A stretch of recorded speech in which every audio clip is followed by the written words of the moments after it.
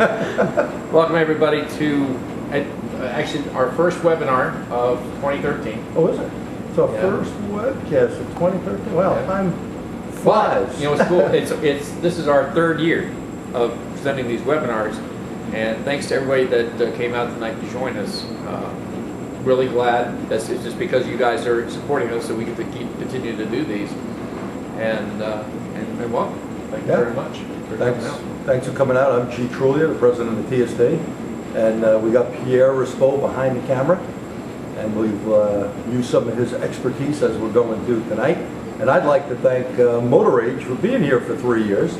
Pleasure working with Pete, and of course, hey, gotta give the props to our sponsor. That's right. You know, tonight's seminar is hosted by Wagner Thermoquiet brake pads. They have a new one now, ceramic NXT.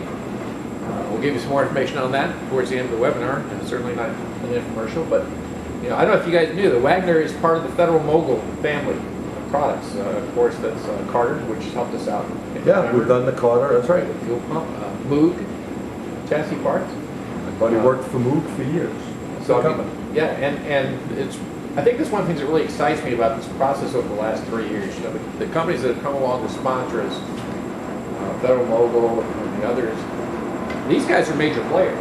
Oh yeah. You know, Federal Mogul is, you know, not only is Wagner a leading brand in the aftermarket for braking products, but they're also a leader globally fitting OEM.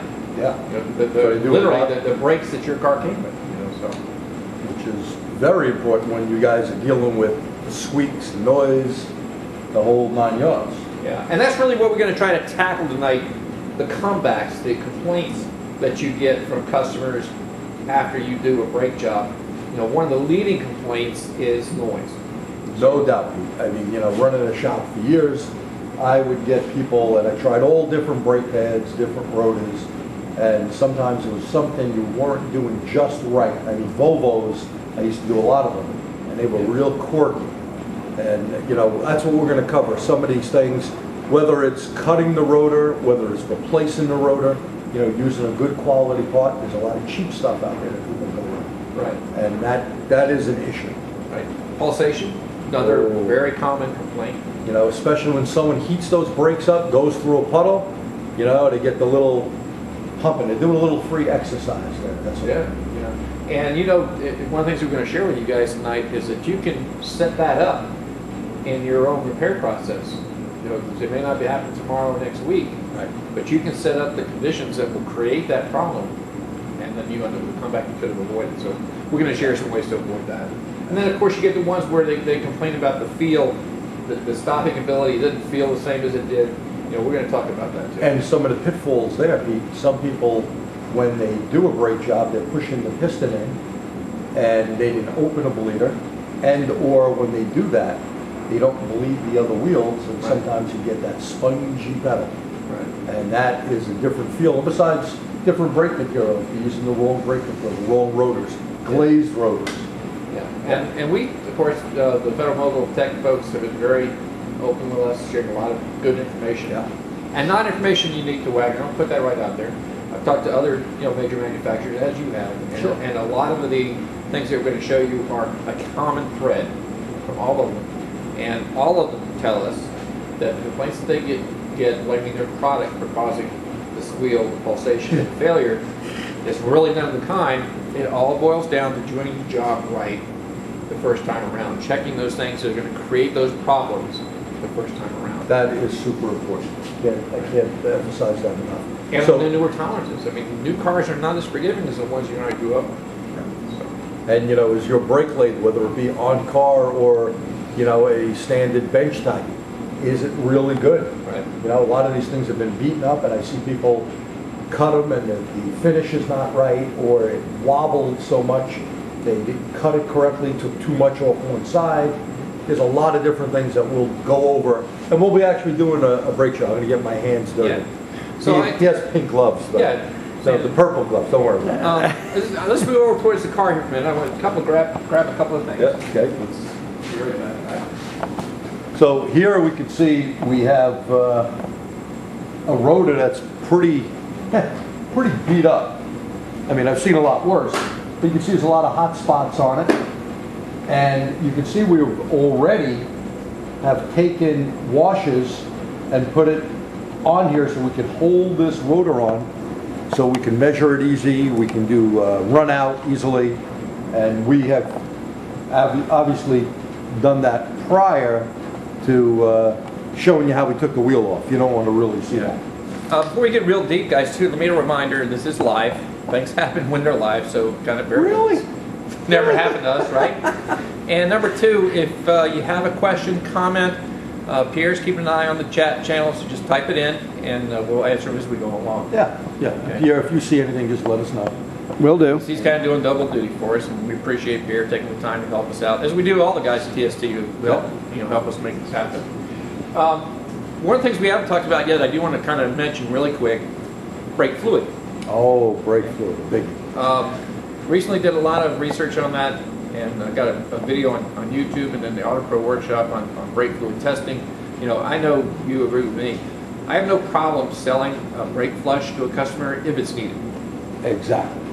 It's not. I'm not looking to flush his wallet.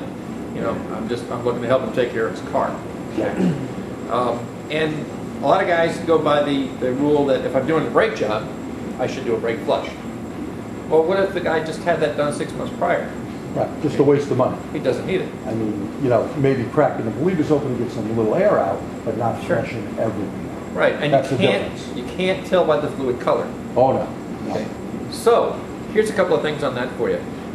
Moisture used to be the issue. Oh, it's big. Okay. Pete, I believe that hydroscopic, that the brake fluid was, pulling moisture in was the big problem. Until I seen some reports, and you and I had discussed this today, Right. you came up with the same thing. It's not the moisture. Yeah, they've made the systems a lot tighter. Moisture intrusion is not the issue it was even 10, 15 years ago.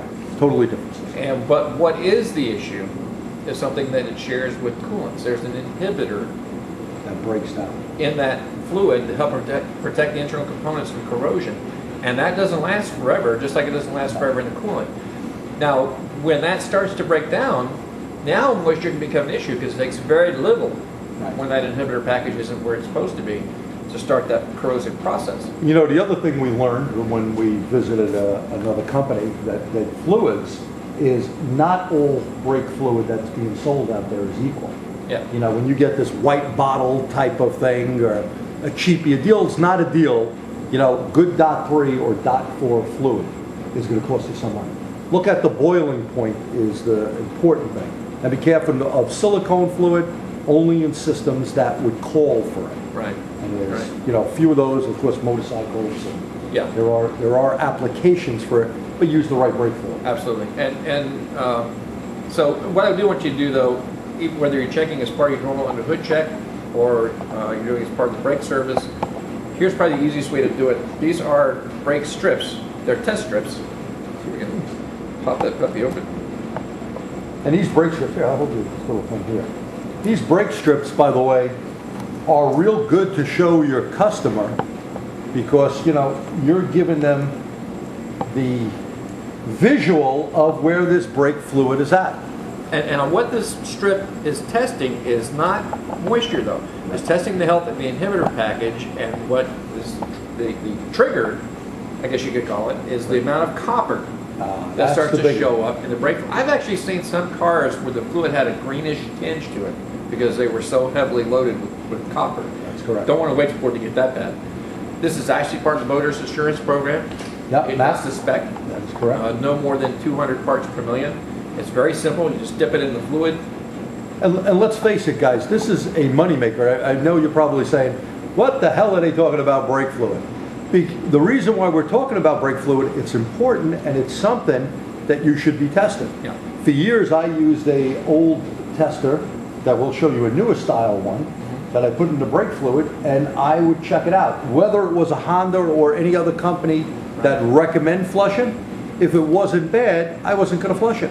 No, I would great. just open the bleeders up. Great example. I was over at the local shop that I do some filming up at home, and I found that I tested all the cars that he had in his bays, including mine. Now, mine was an 07 Corolla. It's got 76,000 miles on it, and there was no problem, either moisture or copper content, with my brake fluid. A few other cars in the shop though, some tested very high on moisture, okay on copper. Some tested really high on copper, okay on moisture. So I guess the main thing is the health of that inhibitor package, just like we stressed with coolants. And probably a nice idea to go check some of your new fluids as well to see what quality they are. Yeah. Anyway, here's another way you can do it. This is a OTC product. It's a brake fluid. They call it a safety meter. What this tool does is you hook it up to the battery, and you can take a sample of fluid out into a little cup, place this in, and it heats the fluid, actually measures the boiling temperature of the fluid. But that's a relation to moisture content. Right. Now, I bet there's people out there with your looks that are saying, how about using my digital voltometer? Not as accurate. And I've seen that too. It's kind of like checking in the coolant. Exactly. What's causing it? Precisely. Is it a ground leak? No, we won't even get that far into it. We'll give you this wrap up. Go to, I guess, the brake strip. It's part of the Phoenix system. I can't remember what the extra web address was. I forget that. Well, Phoenix system is one of them. That's easy. Brakebleeder.com.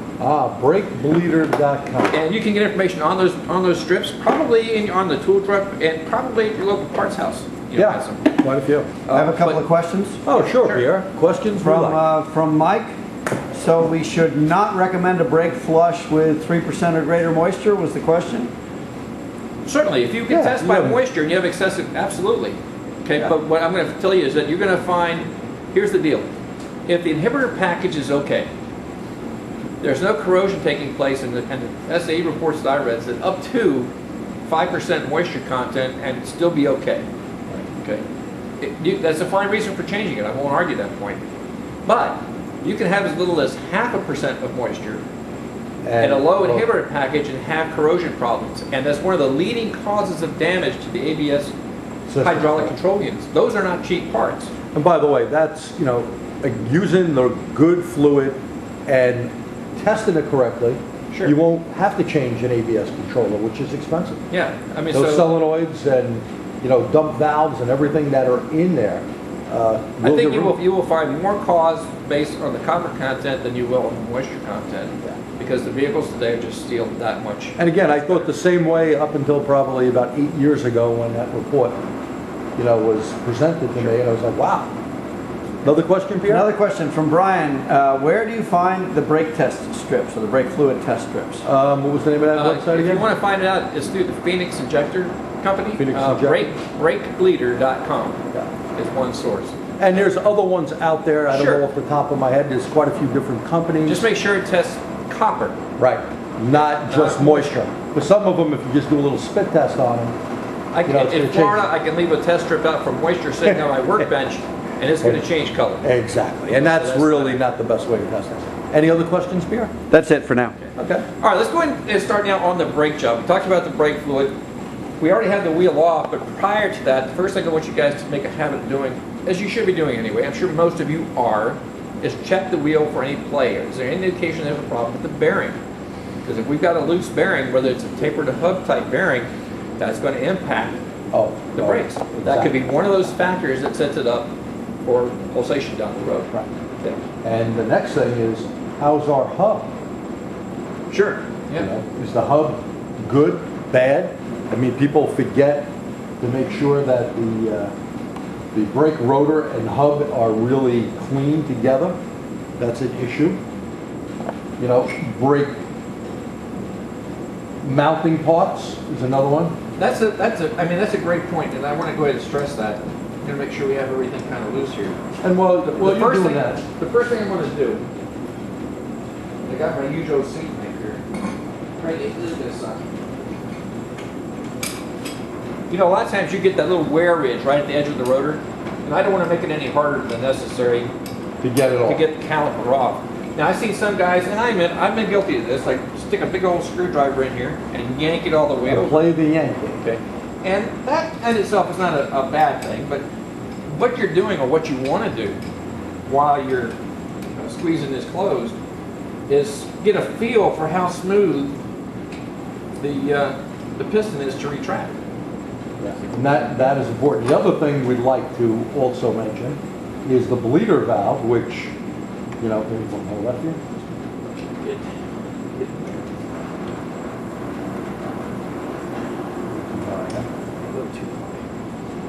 The bleeder valve needs to be opened up, so rather than pushing the dirty fluid back to the master cylinder or ABS control unit or wherever, okay, that you let it come out. We already have a pan under here suitable. And the other thing is, well, we know bleeders are hard to open up. Well, when someone comes in for an oil change, what I used to do is I'd spray bleeders up all the time, okay? The other thing is, you got to be careful, obviously. I use a 1/4-inch little ratchet set with a very small ratchet, and I break open that bleeder with a 6-point socket. Because when people put a wrench on it and they strip the hell out of it, it makes it real tough. Now, there are a couple of kits out there that actually can help you remove, and I like this part, by the way. He's doing all the work. I'm just doing the yakking. How easy is this? At any rate, it's very important that you have some of these other kits that help you get bleeders out that are stuck. Sometimes heating it, you don't want to boil anything. That's usually frowned upon. Yeah, but the real world is, you got to be careful doing it, but the real world is sometimes some penetrating oil with a little heat, and bingo. You remember, you don't want to heat the bleeder up, you want to heat around it up a bit. And that kind of breaks the rust, tighten it, loosen it, and sometimes the tool, what's the impact? Yes, Yeah. impact, yeah. I couldn't think of it. So, we only wanted to push that piston in just enough to lift it off. Okay, there's a good reason for that. First, I want to see how that feels. Does it move smoothly? Okay, or does it take a lot of effort? But number two, when I get it off, I want to take a look at one of the most commonest items, the boot. And I don't know if you can see that. If, Get a little flashlight on you, Pierre? Pierre can zoom in on that. I knew he had this very expensive flashlight that he's not But getting guess what back we on found on Cheese Ride? that. Look at that. The boot got caught up. Can you get that? I have it. Okay, So- now if I just went ahead and collapsed the piston all the way in, I would not have seen that. No way. Okay, and what's that going to allow? Now this is one of a phenolic piston, but the bore is not phenolic. Right. So that's allowing moisture, debris, contamination into that bore, which could end up damaging the seal. Yeah. It's a good idea to take and it it can- off and rebuild it. And it can jam the piston real bad. Yeah. Yep. So So I'll have Pete stay up here in New York rather than go back to Florida. He'll be doing the pistons. okay, also, I want to catch up to point of attention, and this used to irk me to no end. Oh, I Almost know every you've done. shop I worked in, I would see guys just let the calipers hang by their hoses. You know, I always got my uniforms on those wire coat hangers. It was never a problem getting enough to make something Bend to them hang 2, the 3 calipers and on. hang it. Something like here, like you got this piece of rod that we could hang and support the weight of the caliper, not the hose. You can damage the hose. And people don't realize that. You know, the hose, this piston comes out obviously with pressure, Sure. but it releases itself if the line is not kinked up. And once you hang it and crimp it, internally, you'll run into a problem. Right, and a lot of the same as like the retraction you're talking about, this piston seal Correct. is also part of that action. So No if you doubt. damage that seal, you're not going to get that full release. Exactly. And with this dust boot having a hole in it, the seal is down in there, sometimes a quarter way in or a bit, and it's going to start getting old debris in there, and there's going to be a problem. Yeah. Now at this point, you know, once I've done that inspection, I would go ahead, open up the bleeder screw, like you said, and then I could put the Push piston the the rest of piston the way all the way. in. Now we're not gonna do that tonight because, you know, we have some other things we're gonna take attention to. That would be the next step I would take with the caliper. In addition to that, I want to get all this clean. If there's anything here on the surfaces where the pads are going to meet, I want all that cleaned off, and that's part of the putting it back together process. That's, you know, wire brushing it, cleaning it down, whatever, Okay. whatever someone uses.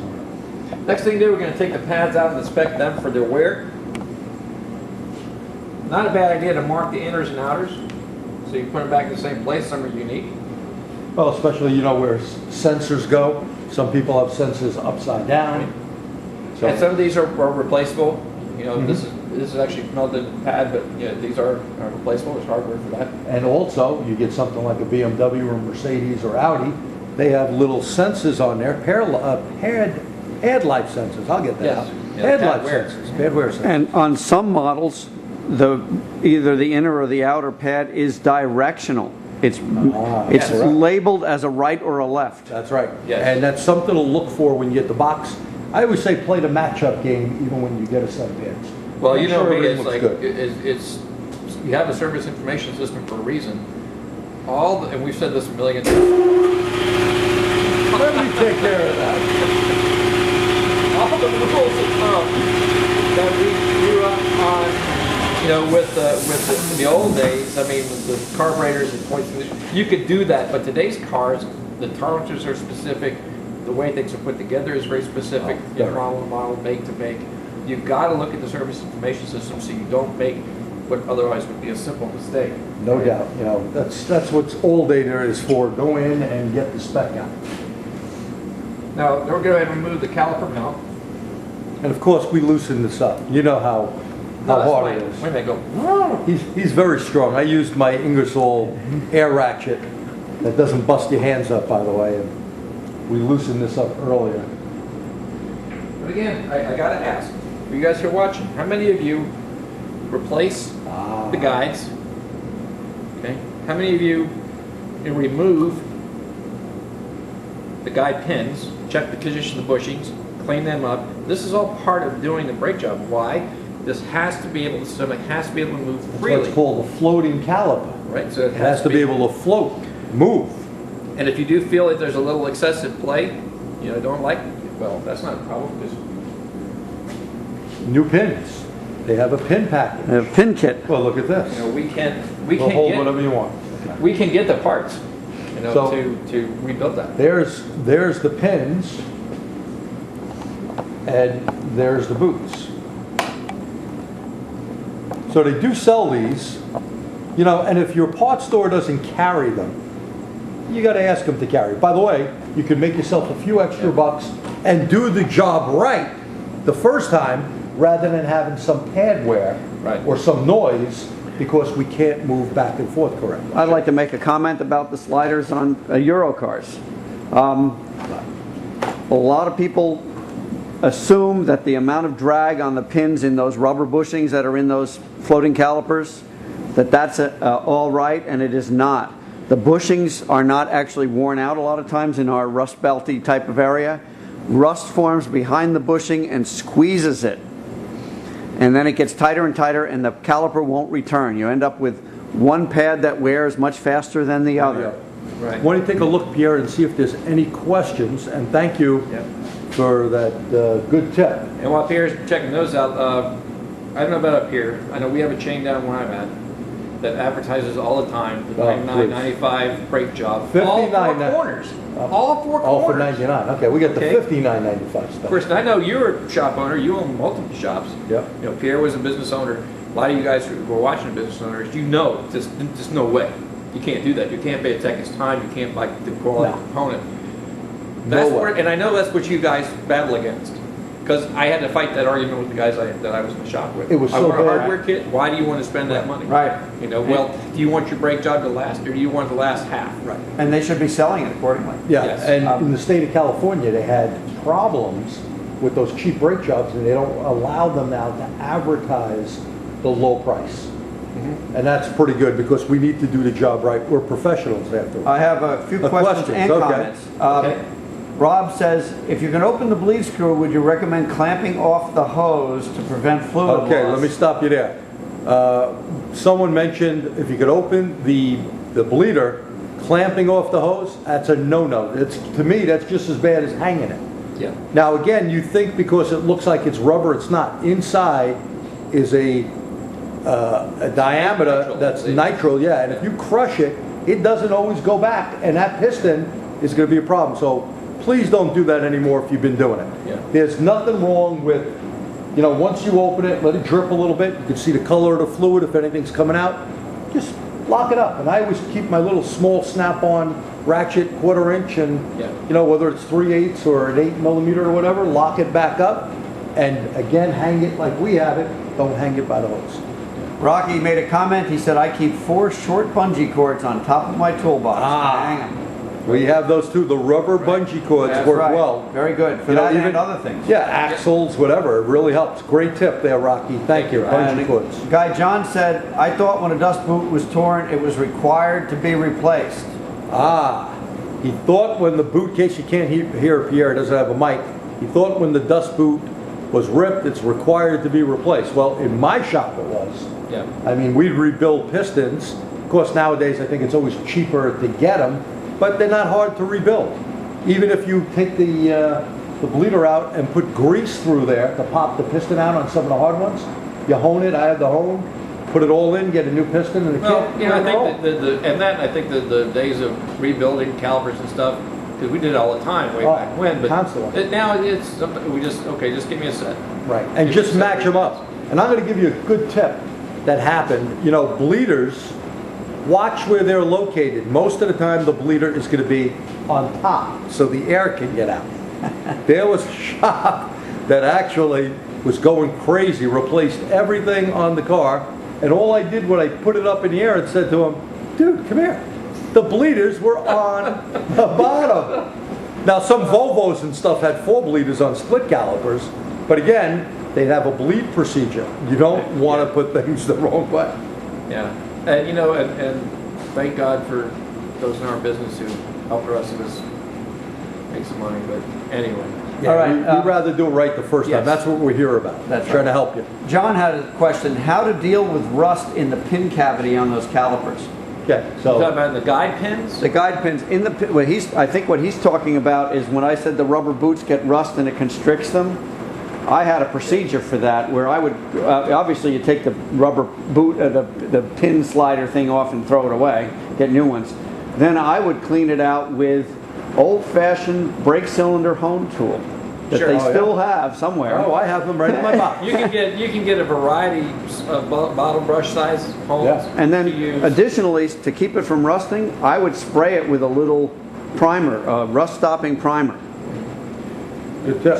Yeah, good tip. So again, the question is to get in there and clean out those caliper guides. It depends on the design you're dealing with. Oh, yeah. But you can get little bottle hones. I used to take like emery paper, Yeah. a piece of fuel line, and you split one side of the Yeah. fuel line and wrap the paper around Right, it, and then stick give it it- in your drill, and that was your little homemade home. So there's a lot of different ways you can do that. If you guys, and that's the hard part for me because I've been out of the Rust Belt for a long time. We don't have quite that. We're kind of still issue. here. that we do it that you guys do. We don't have that so much in Florida. He has the shiny, nice weather down there. All sunny and shiny. So let me stress that first of all, one of the most common reasons that you're going to get pulsation complaints developing, noise complaints developing, is not taking the time to make sure that those caliper mounts, those guides are working and are the way they should be. Yeah, and Pete, really, how long does it take, guys? It doesn't take It a long doesn't time take to that. do it. And it's additional money, right? Additional money that you could make because there's a markup on all these parts and you're doing it right. That way the customer comes back no time only to get extra work. One last, and repeat the question because Sure. some people can't hear me. Yeah. What type of lubricant do you use on the bushings? What type of lubricant do you use on the bushings, Mr. Pete? Well, I kind of got a little ahead of that because we're going to show that during the reassembly process. But we'll go ahead and say best is the silicone, high temp. Right. That's what most manufacturers Silicone. recommend. Yeah. And then We have it here somewhere.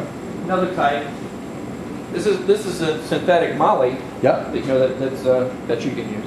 Yeah. So and this is good for the caliper guides and any of the sliding contacts that you have to lubricate. And backing plates that one does as well. Yes.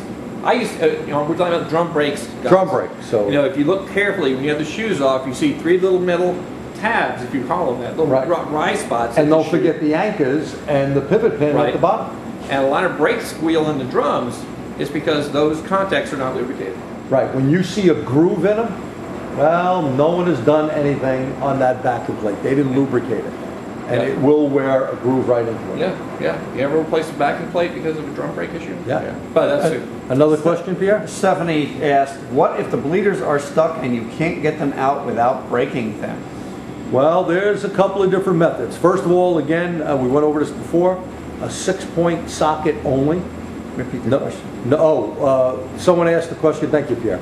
If you can't get the bleeders out, what do you do?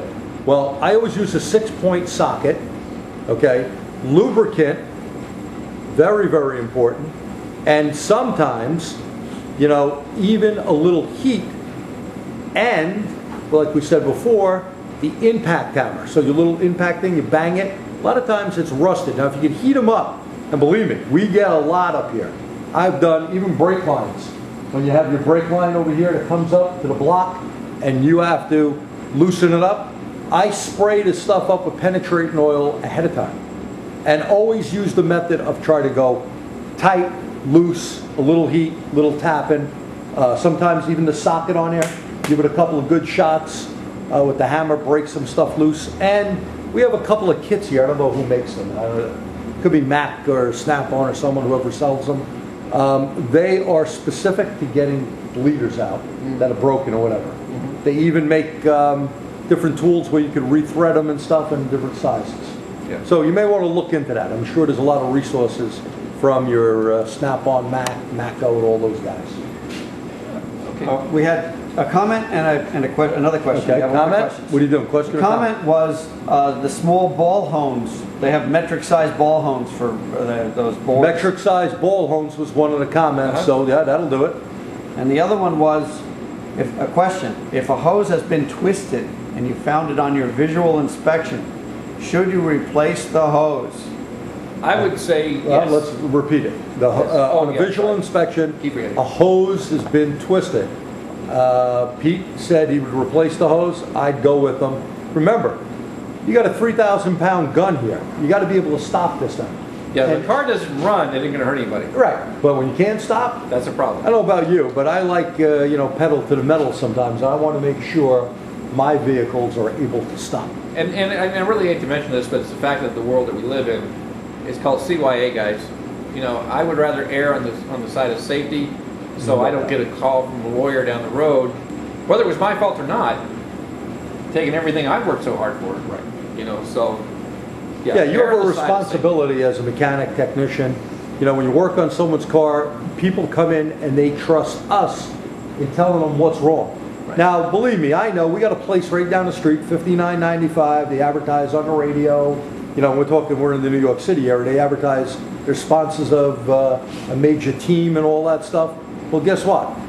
You don't get out of there for that. And they throw a lot of parts at the car, and companies that do stuff like that, cheap pricing, your customer is not going to get away with the $59.95. Very few get out the door. Right. You explain to your customer, when I ran my shop years back, we can't get into prices, but I was hired as a dealer, and I would tell them, look, you're getting the best quality parts, whether I have to get them from our sponsor here, Federal Mogul Wagner, and I did use some of those as well as other brands, or OE. A lot of times I had a particular problem with a Mercedes or whatever, I'd have to buy dealer. But the job was done right. Right. Because again, it's an important function of the vehicle to stop. Sure. Sure. And again, you don't want them coming back 2 months, 3 months down the road. Now I got a pulsation. Now I got a noise. And you don't get paid for it. Right. And there's a lot of cheap parts out there. Another question? Two comments, two tricks. One guy Jerry uses brake fluid in the threads and a little heat to help loosen it up. This is the bleeder. The bleeder. The bleeder, brake fluid in the thread, and he heats it up a little bit. Right. And by the way, you know, there's a lot of these little, we always keep around one of those little, little torches. I had it before. Oh, yeah, micro torch. This little bottle thing here. Of course, we got big torches, but you can see this thing gets used. Has the little bottle, you can get them in Home Depot or whatever. You just give it a little, you know, heat it up with some penetrating oil. In this case, Jerry, thank you, brake fluid. Okay, what's the next The comment? other trick was, Now, by the way, we had to do that on here. Yes, Because we did. it wasn't opening it up.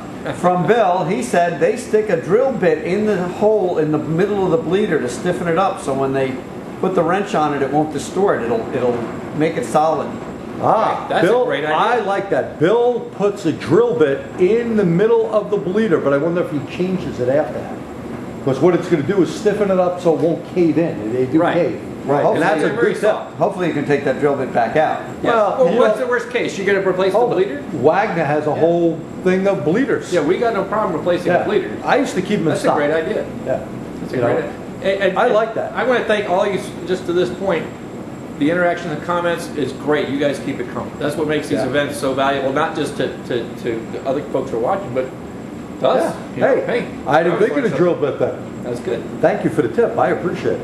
Anything else, Pierre, or we can move Well, on? there's a bunch of questions and comments. One guy says, with 100,000 miles, he automatically recommends replacing all the hoses.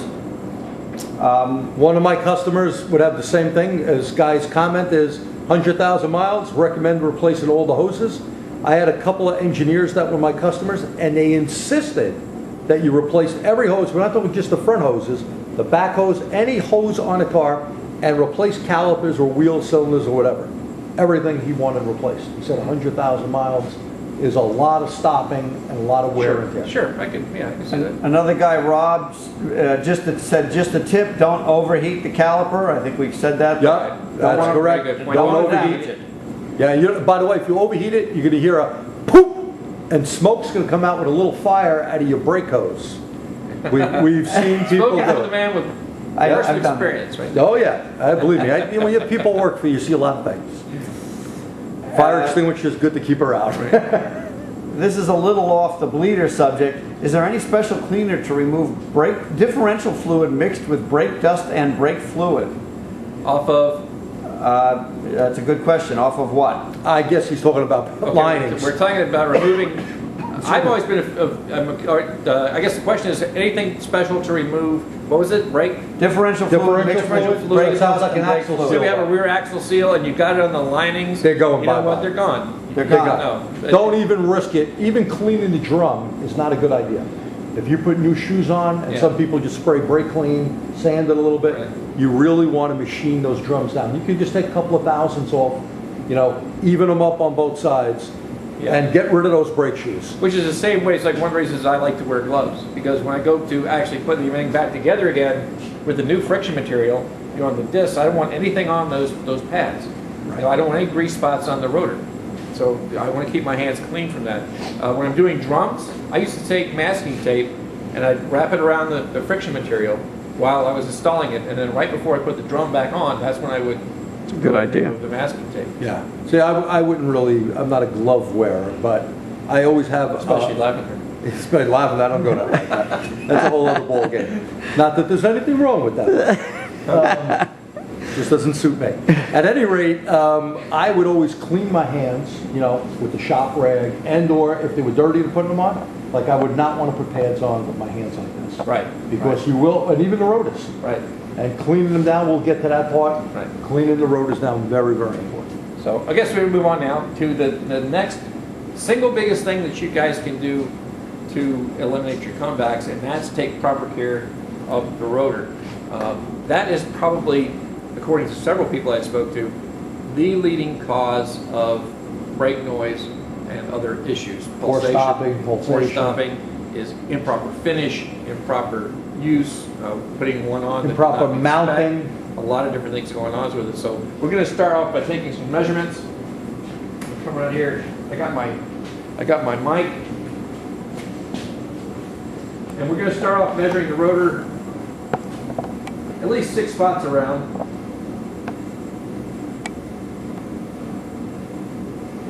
Getting in there. Yeah, someone had here, Bruno, put tape on the brake shoes to protect. That's what Pete did. Oh, and Jerry likes to grind down a piece of coat hanger to put inside the bleeder. Guess the same thing as the drill bit. The drill bits we have in our box, coat hanger, yeah, you should have them around. Pretty cool. Thank you. And while I'm measuring the rotor, just guys, I'm coming in about halfway, right in the middle where all the pad wear is. You could roll that over a little bit when you get on the other side of it like this.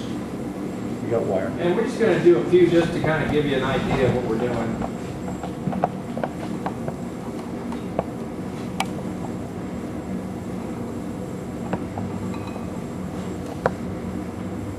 Now, what am I measuring for here? How many of you guys are going to automatically say probably minimum thickness, right? Because I'm going to find out whether I can use this rotor again or not. And I'm also checking it for something called parallelism. In other words, what's the difference between the thickest and the thinnest part of the rotor? That's where your pedal pulsation is coming from. The spec on this one, I have the spec sheet printed out.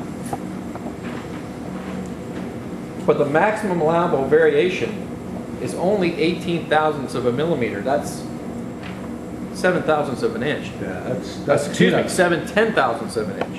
And we got a good comment here. This guy Mark says, we had a Volkswagen Jetta diesel at a brake shutter, and a guy had it to another shop, and then they replaced everything. Still had a problem, and they replaced the bushings in the lower control arm, and it stopped. It stopped having your ears probably.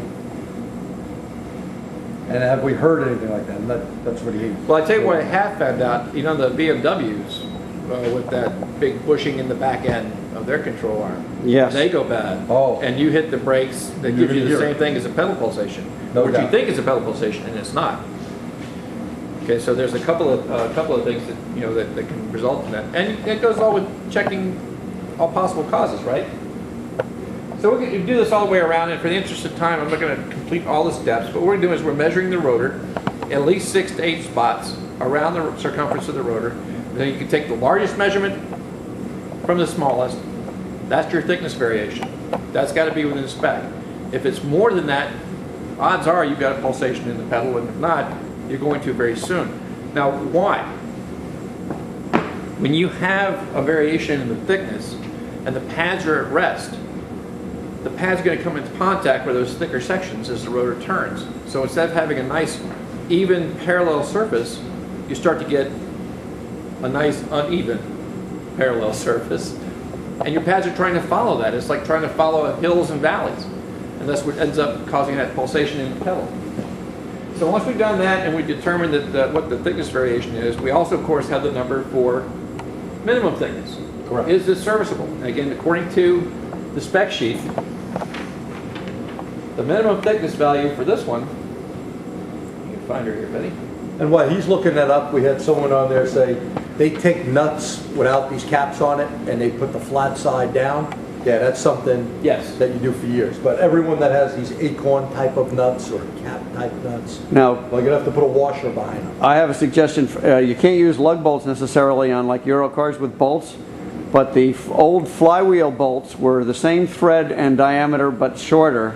I kept a bunch of flywheel bolts and head bolt washers to hold the discs down. So there's a Okay, tip that's a from great tip for any of the bureaus that are using the studs instead of lug nuts. right. So no lug nuts. You got to put the stud in.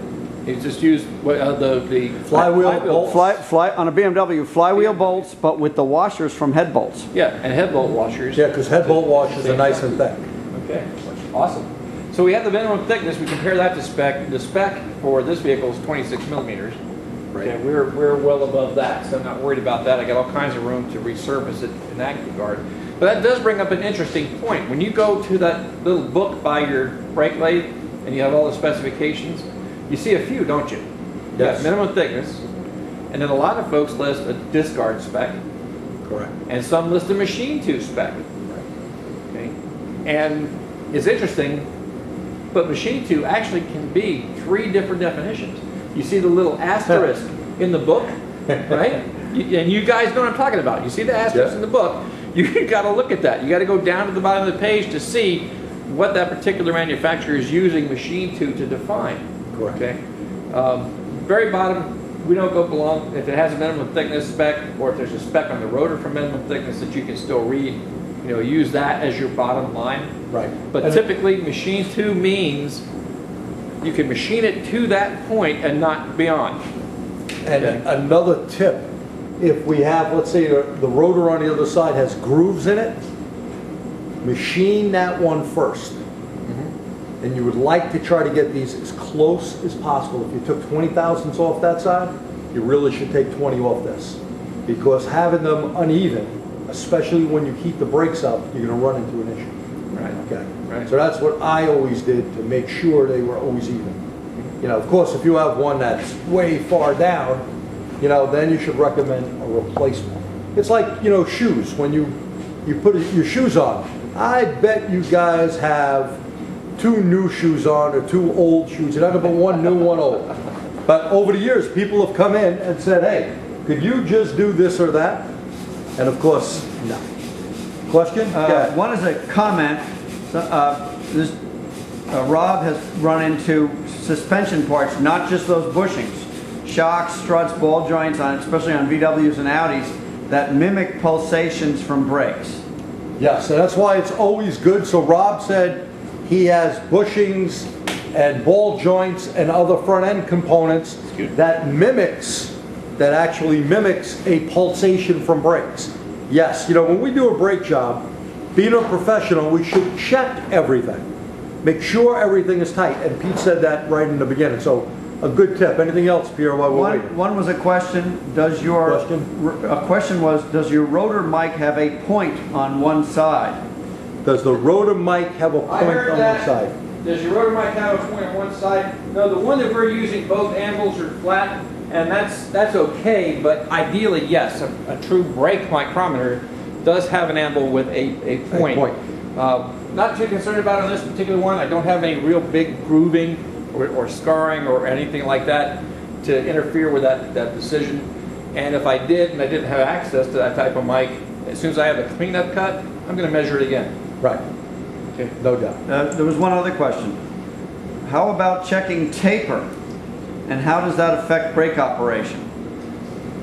Taper, I think you may be thinking of what we just described as thickness variation. It's also called parallelism.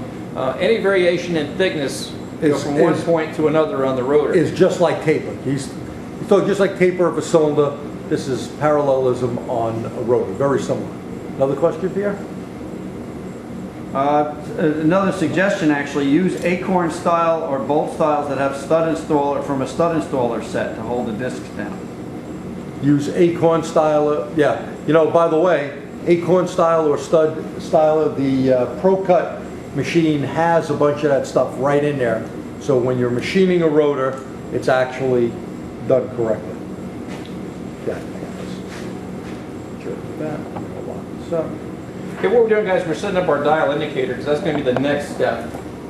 And I apologize, we could have probably done that a little sooner. Oh, yeah. But we like giving right. Pete extra work. It's something with those purple gloves. I don't know. yeah, some of that, yeah, something like that. Is that on there? More.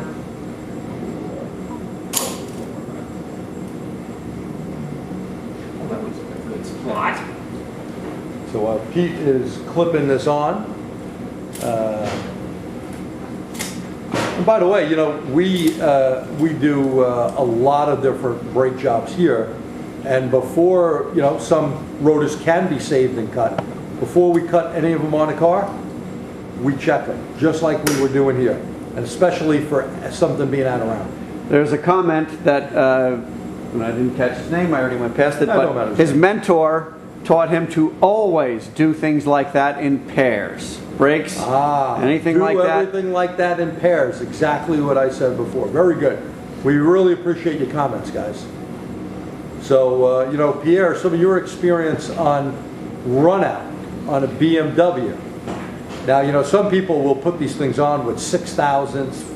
That's a hell of a lot of runout. BMW's spec was 20/100ths of a millimeter, and my personal spec was 2/100ths of a millimeter, was what I wanted on a new installation. So if something was good, it was 2/100ths of a millimeter. Right. So we're talking, you know, and you got to be careful. You know, when people bring you your brake rotors in and they drop them on the floor, They're done. You're probably going to have an issue with that. You know, I used to tell the guys, make sure you place my stuff down, and if I see you throw it in the truck when I happen to be passing by, I'm not buying brakes from you. Because a lot of times we assume when something's new, it's good. It really doesn't take that long to set something up and check it out. So Pete's just about done here. Okay.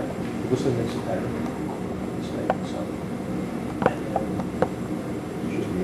Okay, now what we're going to do here is we're going to check the runout. Okay, what is the max in and out of the rotor? And you might ask yourself, well, if I'm going to service this rotor, why do I want to do that now? What do I care?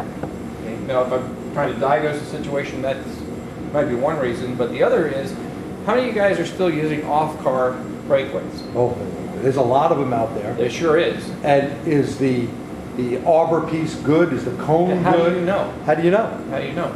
If I can determine where the high spot is in relation to the rotor pad, and I go to put it on my off-car brake lathe and then check it on the lathe, it should be pretty darn close to in the same spot, I agree. right? I So- agree. And that's where you mark them.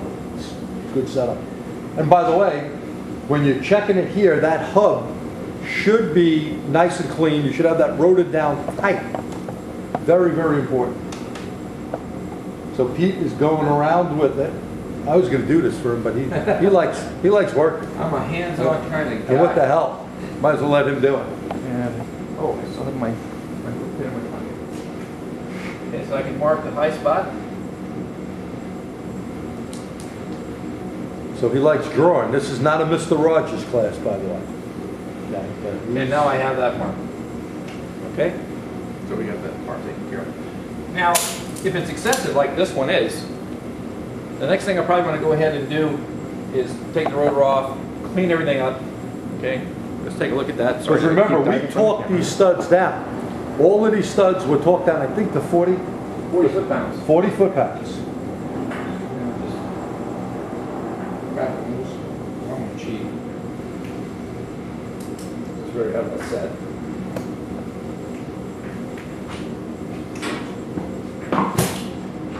You could have done it with that gun. Oh, that's right. You got like the monster. That Ingersoll monster gun, man, that kicks butt. There were two questions in the meantime. Yeah, while he's waiting. One, related to this, is do you have to torque those lugs to spec, or can you just hand tighten them with a ratchet? So, question was, do you just torque those lugs to spec, or do you hand tighten it with a ratchet? We torque them not to the spec of about 100 or 110 when you're putting a wheel on, but to 40 foot-pounds. 40 foot pounds. And by the way, this is the same thing with the Pro Cut. They tell you the exact thing when you're using that machine to machine a rotor, that they want those things torqued down or you will run into a problem. Want me to pull it out? Rust it. There was another question. Do you think it's better to use a clamp-on style or a magnet-style dial indicator? I tell you what, the question is, should you use a magnet base or a clamp-on base? I think you're going to have to go with a clamp-on base on these because you're just going to too hard time trying to find something that's going to hold that magnetically under there, especially with the rust. There's a lot of them out there. The dial indicator is essential. This one here is sometimes a little bit as it gets old. I mean, every few years, this thing kind of gets beaten up. It basically, you can see it gets limp, and then you can play with the tightening game here. But I would say you're better off with a clamp one as well, because magnet, you can't always put a magnet anywhere. So, just in my opinion, I would agree with Pete on that. Now, back to the dial indicator. It was excessive, and here could be one reason why. Notice the condition of this face and inside. Yeah, look at the hat. This is not going to sit flush against one another. Okay, we're talking a tolerance, a maximum tolerance, I think it's like 4,000ths of an 4,000ths inch, of an inch. measured at the outside of the rotor. So anything that happens here in the hub, well, look at the spacing. Okay, if the hub, say the hub is stopping here, that's only about halfway from the center to the outside. So if I have a little bit here, it's going to double by the time it gets to the outside no out. doubt. This is one of the areas where you can set yourself up for a problem with pulsation down the road, even if you take everything else the way you should. Could have the best brand new rotors. You don't have that lateral runout under control before you ship it down the road. So, And here's where we can use the little whizzer gun. I think you have that somewhere. Wizard gun somewhere. Right? Do you have the whizzer I gun? do. You want to put that rotor down before you have no toes left? Give it a minute. Drop it. I got it. Okay. I wasn't grabbing for anything. Got a little whiz wheel, so we can clean that up. And good idea to wear safety goggles.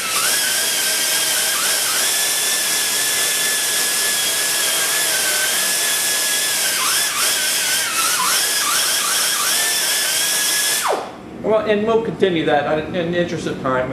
Yeah. And then we want to do the same thing there. They have some of these things sometimes for cleanup. They have this one great thing I used to have that goes on and does a good thing for studs. It also does a great job on cleaning this whole area up. Oh, Pete may have a picture of it. Picture of that. Do I? I know they sell them now a lot easier to get than years back. You want me to zoom in on that? No, No, we thought we had it. But your tool truck, he's got them. Yeah. They're just little Check with your roll-off mobile guys. tubes that go to your die grinder, and you can just right over top the stud, and you can. I mean, you can still do it, this way. But take your glasses. Yeah, safety. I gotta get out of the picture. I'm not safe.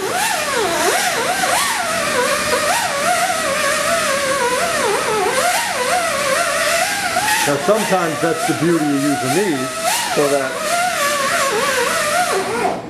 the beauty of using these, sometimes with these things, like there's caution on using that on a cylinder head, you can take off metals that you don't realize you're taking off and make that surface uneven. So Pete is he's taking care on doing this. Some people get into it real hard.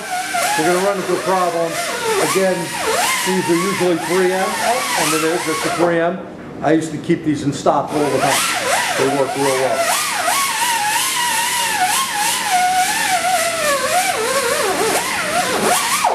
Guys, I know a lot of you think I said, boy, that sure is a lot of time and effort. I got weird looks when I was in the shop and I was doing this, but people weren't coming back complaining about my brake work. That's just, you either have some pride in what you do or you don't.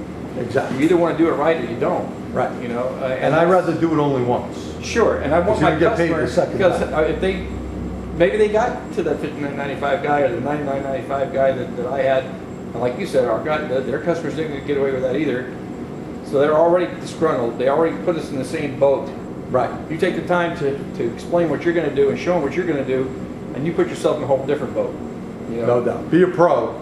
That's the name of the game. Go ahead, Pierre. Question? Two questions. One is, how about a needle scaler? A needle scaler. Okay, I admit. The question was, how about a needle scaler? How about I'm a not needle sure what you're referencing there. A needle scaler, you'll have to repeat this. A needle scaler is a tool they use like on welding to break the slag off of after they weld something. I think it would probably peen the metal. I don't think it's a good idea. But you can repeat that. I know what you're talking about.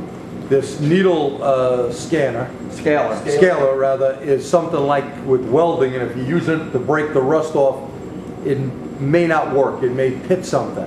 So, again, if something works for you and you feel comfortable, I have not used that, so I can't really comment. The other question was, what type of disc is that you're using? It's a roll-lock disc. That's a roll-lock It's the disc. brown roll-lock disc. The tool trucks sell them by the boxfuls. Yeah, we usually buy the 3M 50 in a box, I think they Yeah. come in, 50 or 100 in a box. Yeah, and they work really well. Very good. But again, don't use that on cylinder head type stuff, but for Right. cleaning up some metal surface, Right. pretty good. And again, be careful digging in. If you lay into it, it will take a lot off. I like the other one better, the 3M, the finger one does a great job. Yeah. All I did, so I just for the sake of time, I just cleaned up the outer circumference of this hub, because one of the things you need to check is the condition of that hub. Now, if you were looking at our Timken webcast, you learned how to do the taper bearings, right? Yeah, that's right. If the you Timken didn't, webcast. it's on YouTube. It's at the Auto Pro Workshop. It's on the TST YouTube channel. Yep. So it's not hard to find. It's there. We also have a lot of information on hubs. So I've got the dial indicator set up. What I'm going to do, I'm going to check the end plate of the bearing. So I'm going to push in on it, and I'm going to pull out on it, and I'm going to look for any indication of movement on the dial indicator. Okay, any more than I believe the spec on that is like 4,000. 4,000. So the bad hub bearing needs to be replaced. Now, remember that excessive runout that we had? Is it because there's a problem with that hub flange? What if the wheels weren't torqued properly? Yeah. What if there was an impact that we don't know about? Where's that cost coming from? So we're going to run this again, looking for the highs and lows.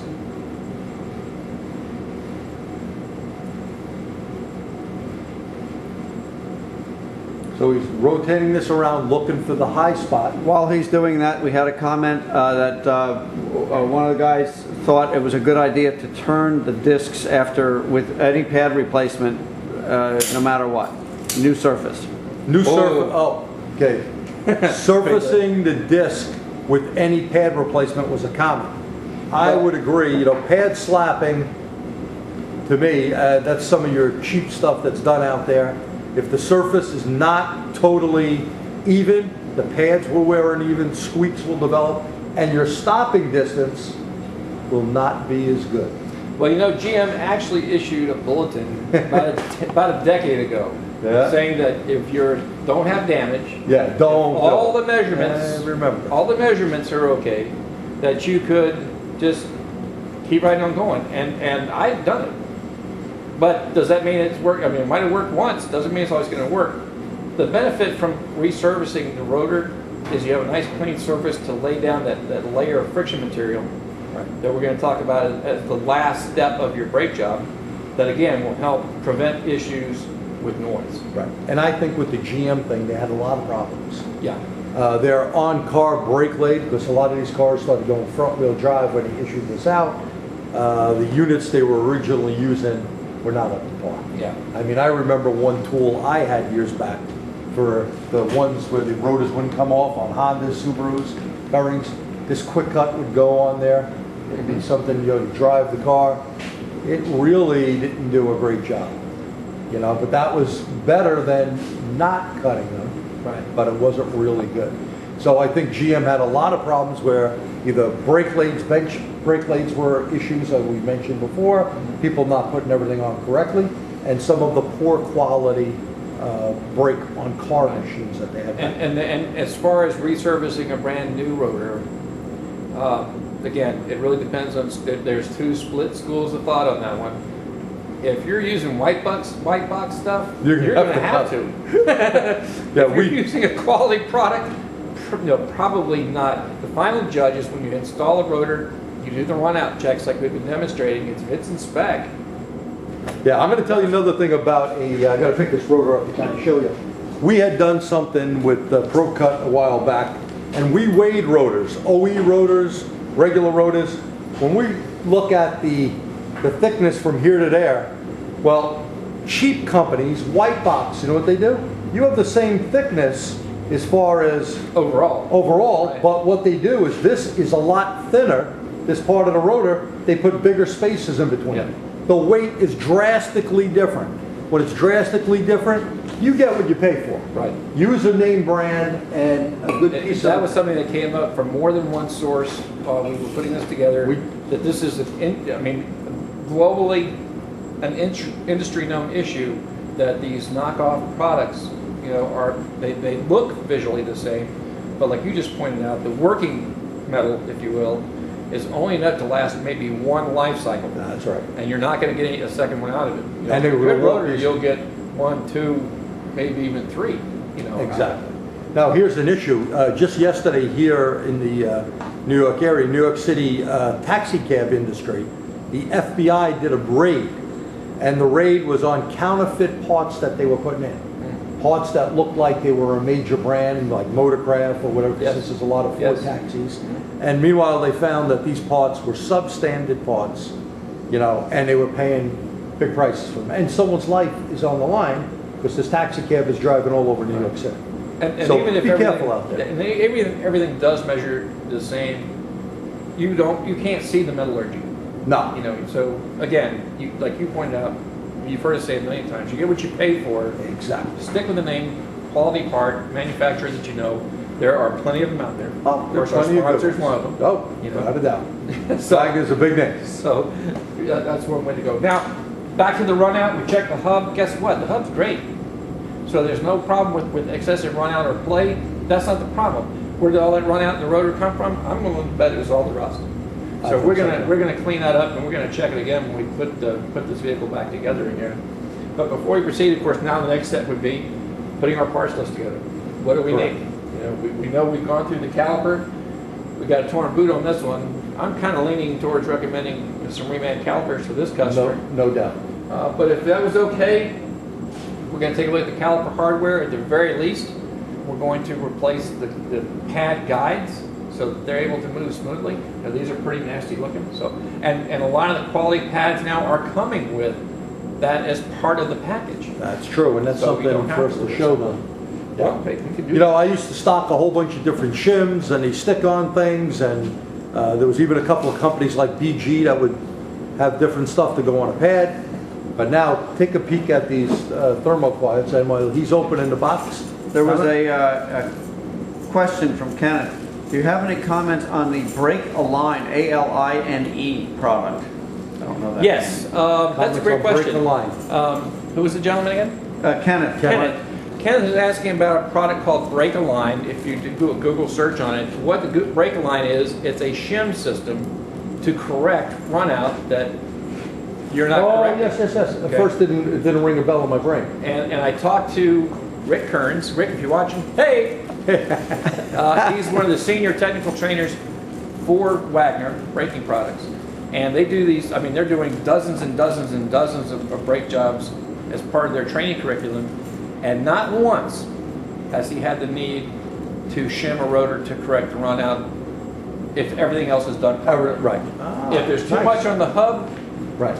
the hub bearing's no good. Exactly. You need to And replace it. Putting a shim is just going to mask that. Exactly. If it's dirty, You need. putting a shim on it is just masking the problem. That's You no need good. to clean it. If you're using a cheap rotor, then you got what you paid for it. Exactly. But to answer the question, yes, there's a product out there. It's kind of like, if you ever done a rear camber caster shim adjustment, same idea. Right. That's Same exactly. idea. You measure Very the true. total runout, it tells you, clock your shim here, you know, and it corrects it. So, but again, from Rick's experience, has never seen the need, you know, Wow, to to do have it. to do that. Very good. And here's some of the Didn't think I was going to hardware. know that, did you? I didn't. prepared. Because at first, you know, as soon as you started mentioning that, it dawned on me. I read that in the magazine. They come up. That's what pictures are pretty good, and do a little reading in the meantime. So we got some good clips here. You need to show them now the Yeah, I backs got of some the big pads. clap here in the pads. Yeah, I'll hold the box for you. Hold the box. I'll be your Vanna White for that. And see if we can pop this open so you can see better. Here, I'm going to let you knife yourself. That's a Pierre knife. A Pierre knife. Pierre's knife needs to be sharpened. Yeah. Yeah, well, that's what happens when you go through Staples with it. Oh. While you're opening that, John asks, if you machine a new rotor, how can you sell it as new? You machine a new roller, how can you sell it as new? Well, what you're doing is balancing the rotor, number one, and making the surface the correct level. Well, again, Or if correct- you take the rotor and you buy it, and this has happened to me so many times I can't begin to count. Cheap rotor, and guys, I didn't know my own shop. I always worked for somebody else, so I got to try to say what I could say, but didn't always get hurt. Sure. You know, and I understand if you're running a business, it's all about making a profit. You know, I get that part. You know, and you're But it's a competing good way to lose a competing with customer. the $59.95 guy down the street. I understand that too. But if you get that white box rotor on and you measure the runout and it's excessive, what are you going to do? Yeah, we have this guy going down the road having an issue. If you measure Okay. the parallelism like we showed you and it's out of spec, what are you going to do? You don't have any choice.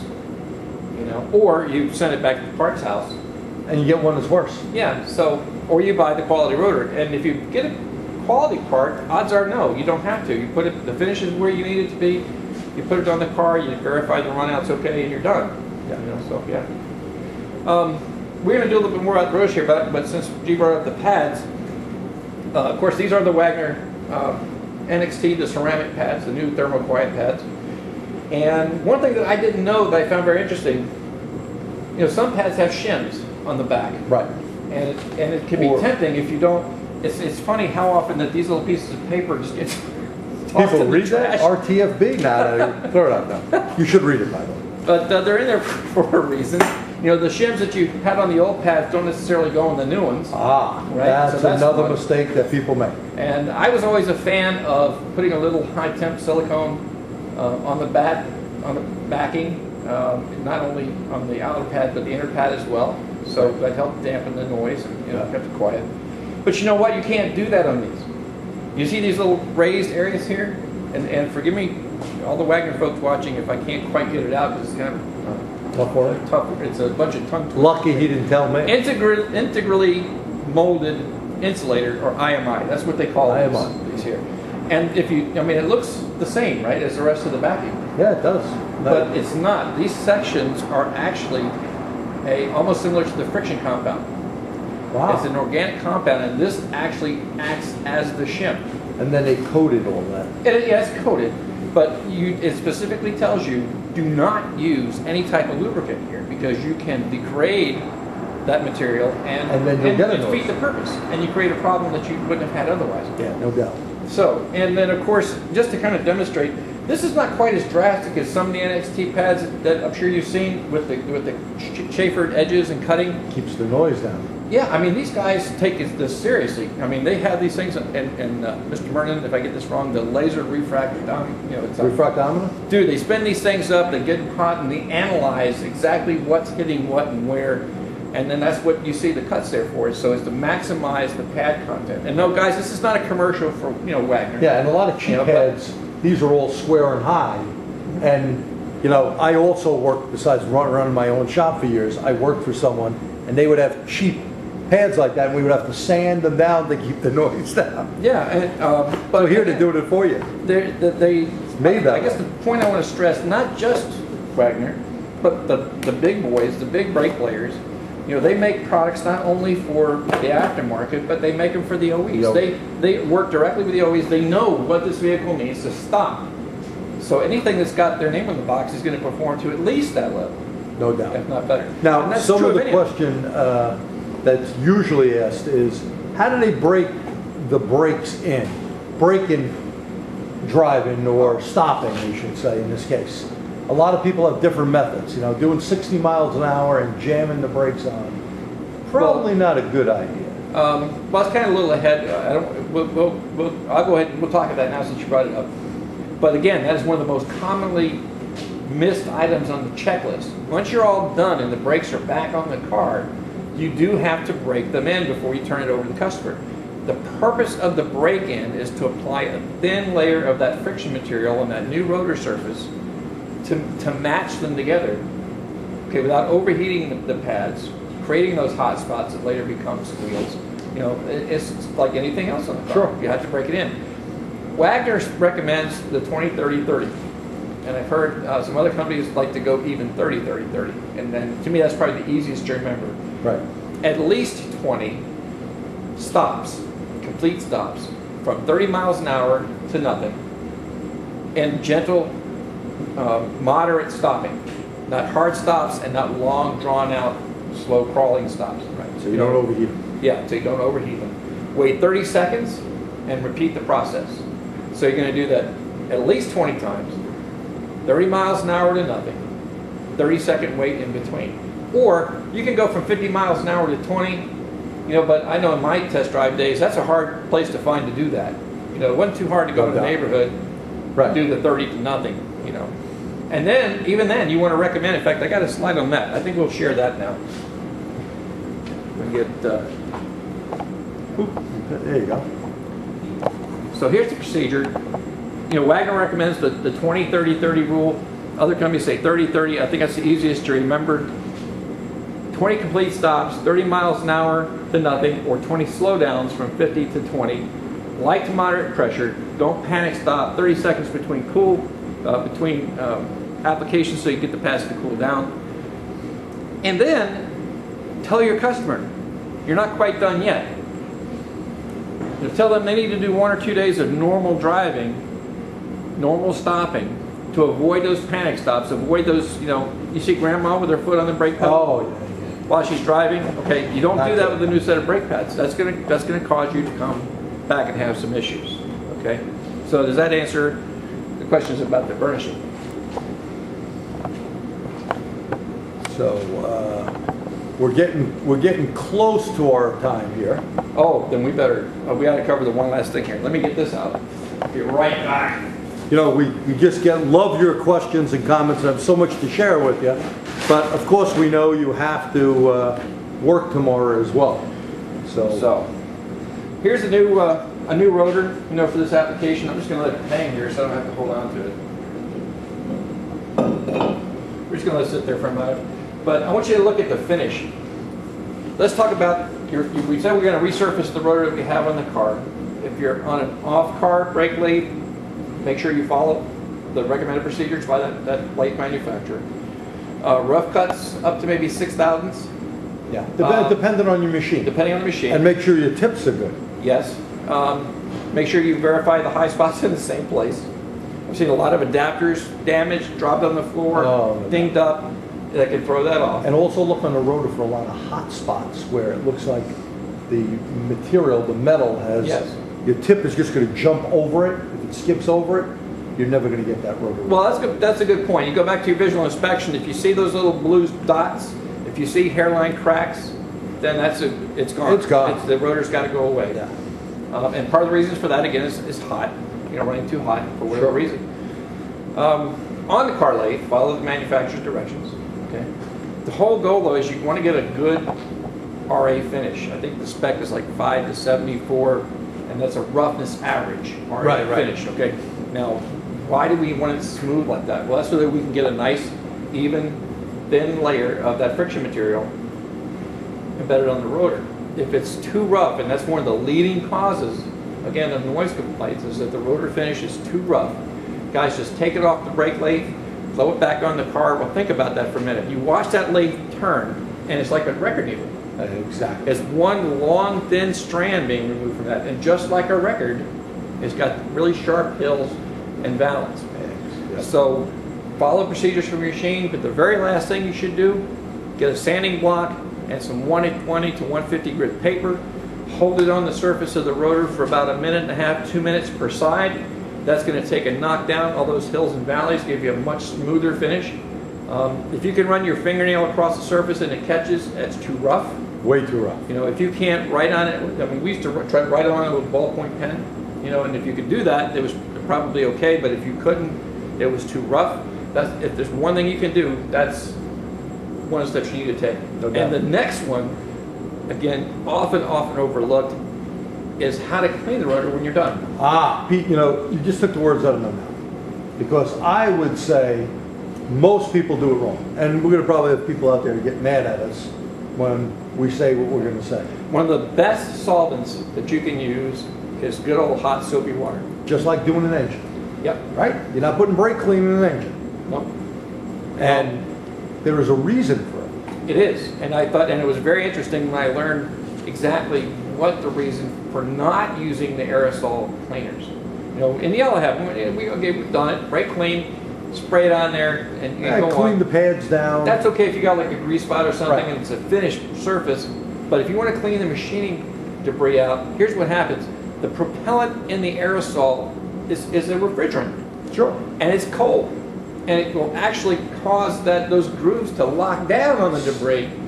Exactly. Freeze it to the surface, and then once you got the rotor installed, rotor heats up a little bit. Now guess where they all went? They went right into your pad, and that's why sometimes you see little bumps and valleys in the pads and stuff gets stuck in and it. noise And noise. Okay, So get yourself a good bottle, spray bottle, and warm water. oh, I like a good tank. Give me a good, Oh, like got you it. wash the dishes in, hot soapy water, and hot, because the heat's the key. The heat Yeah. opens up those screws. I used to have one of lets these you get Clayton that out. washer things that had a heater on it. Yeah. And it was a water base. Yeah. And it was just for brakes. Those Pretty- stiff bristle brush, Yep, get stiff in brush. there and clean that rotor off with hot soapy water. Even in a new one, if you got the protectant that comes. Oh, yeah, you on gotta yours. get the protectant Same on. thing, good hot soapy water is all you need to get that clean. A lot of people, that's another problem. They put it with the protectant on there, and now it's going to start them getting into the brake pad and the brake material, Right. and it's not going to be good. So Right. make sure you clean them up.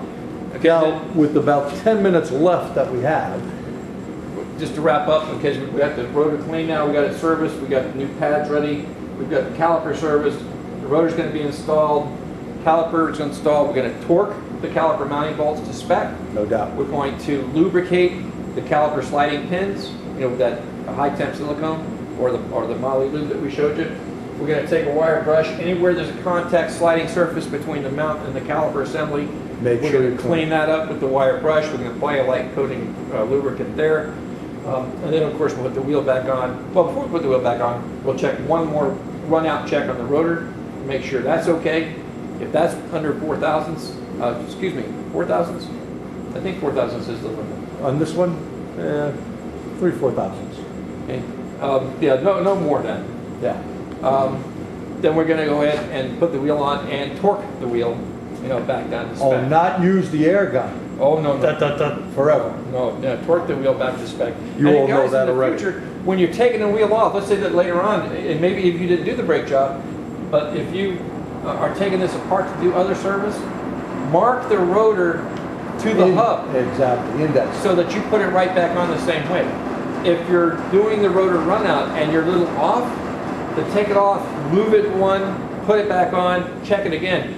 Often just clocking it 1 or 2 lugs will Just like a bring tire. you right into spec. And then mark it so that if the guy before you did all that hard work to make sure the brakes were working right when it left his shop, or you did it when you left your shop, you want to make sure you put that back on the same way. Correct. Two people, Meier and Richard asked, do you suggest putting grease on the hub before you put the disc in place? Do you recommend putting grease on the hub before putting the disc in place? It is not a bad idea right here to put a light lubricant. Usually anti-seize. That works, yeah, anti-seize works, the same If high it- temp if it's silicone clean. would be okay. Anything there, okay, I know what you're getting at, these things It's can really lock on there. Now, I'd like to make a suggestion. I've used for years a very thin spray on that hub, that clean hub, to make sure it won't corrode, and the inside of the hat as well. I have a particular brand. I like the BG battery terminal clear spray, clear, very thin, just a molecule, and then it they does don't keep rust. the rust off, the BG stuff, Okay. that clear So Pierre in spray. the background, I mean, he has a wealth of European experience, very well versed in that field. He likes to use what'd you say, it's a BG BG battery, clear battery terminal seal, clear terminal protector. sealer, right? Sealer, and a light coating on the inside of the rotor right here, and right here in the hub to help minimize what you guys saw when we pulled the disc off. Oh, that's a great idea. Anything else before we That's it give the for now. thank yous? And well, we appreciate you guys hanging in there with us. We know your time is very valuable, and we like to give you all the information that's possibly in the amount of time I guess we have. that we Yeah, can possibly I do. mean, you and I were talking earlier, we knew it was going to take no time to fill this up. Yeah, especially when you start taking stuff apart. And you could always, either email us or contact us. Our information is available, and that way you could ask your questions and we can get back to you. All right, now I want to get us over here on So we're going to get on to the screen. the welcome screen. Get there, I'll get you. So I guess we kind of wrap things up for this evening. I want to thank everybody again for coming out. We have, try to make this very quick. This is our 3rd year offering these technical webcasts with the help of the guys here at TSTG and the rest. I don't think I made any secret of the fact that these guys, they're not compensated in any way. We're here in his son's shop up here in Meier, New York. He's not making any money off of this. We're not here for that. We're here to try to do what we can to help you. That's like it says on the cover of our magazine, advancing the automotive service professional. So I hope you feel that that's what we're helping to accomplish here. We have a lot of good stuff coming up for you this year. I don't think even G knows yet. We've been doing about 12 webinars a year, actually, because we do some on management and we do some on other content. We have a collision repair magazine that they offer help to. But the demand and the response has been so overwhelming. We're doing 23 this year. Your buddy, Wayne Colonna. Our buddy, that's it, Wayne is with us now. Colonna. He's got 4 coming up, and he's a transmission guru, but you know what, guys? As a general tech, drivability tech, there's a lot I can learn from that guy. Oh, So no those doubt. opportunities are coming up. You can find out about it all in the short run by signing up for the Technicians newsletter at motorage.com/techs. Okay, so that's my spot. Now it's time for G spot. We Wait a minute. Oops, sorry. No intention there. We have our technician service training, TST, technician big event, March 23rd, Ramada Inn in Fishkill, New York. Well, you say it's too far away, you don't want to fly into lovely, cold New York. Well, guess what? By the way, the Hudson Valley is really nice. You're about 90 minutes or less from downtown World Trade Center area. But you could see the simulcast, and Pete will be our keynote speaker with John Thornton doing some stuff on GDI, and Dave DeCourcy doing stuff on misfire and transducers. So check us out at tstseminars.org. You can sign up online and or come see us in person. Yeah, guys, I mean, just come see John Thorne and David Oh. Dorsey. You know, if you're in this area, that's a great training opportunity. And I tell you something, been marveled at the big events that I've attended. That's the only training event where I've ever been to where you had the great odds of leaving with more than what you came with. You know, a lot of companies have been working with TST for a long time, and they're very supportive. And God, I saw you guys give away, I mean, power probes, scan tools, just all kinds of goodies. So Over $27,000 or so worth of stuff that we give away. Thanks to our great sponsors. good training, a lot of fun. You know, if you can make it, be there. Yeah. Okay. And of course, we have to give one more prop to the sponsor. You know, Wagner Thermoquiet Brakes. If you want to find out more about them, and I don't know why it didn't show up here, but Their website. the website is tqbrakepads.com. Okay, that's tqbrakepads.com to learn more about this particular product line. Of course, Federal Mogul has a lot of resources online, not just for brakes, but training, information on fuel systems, chassis products. I mean, you name it, they do a little bit They of got good everything. stuff. Yeah, And a lot of help. We and a thank lot them of once appreciation. again. And most of all, we want to thank you guys. And Pete, it's always a pleasure. Always Even a with your pleasure. purple gloves, I'll shake your hand. Guys, thank you so much Thanks. for coming. We'll see you back here in May. Yeah, have a good night. Oh, it'll be warm then. It'll be warm then. Thank you again.